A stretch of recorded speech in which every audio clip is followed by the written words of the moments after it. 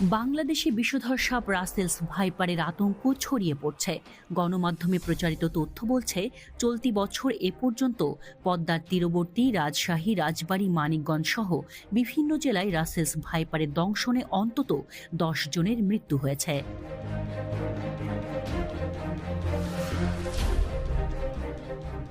Russell's viper Bharat উপমহাদেশের 4টি বড় সাপের একটি। ব্রিটিশ শাসনামলে ভারতে কাজ করতে এসেছিলেন স্কটিশ সার্জন প্যাট্রিক রাসেল। 1796 সালে তিনি এই সাপ সম্পর্কে গবেষণা করেন। তার নাম অনুসারে এই সাপের নামকরণ করা হয় রাসেলস ভাইপার।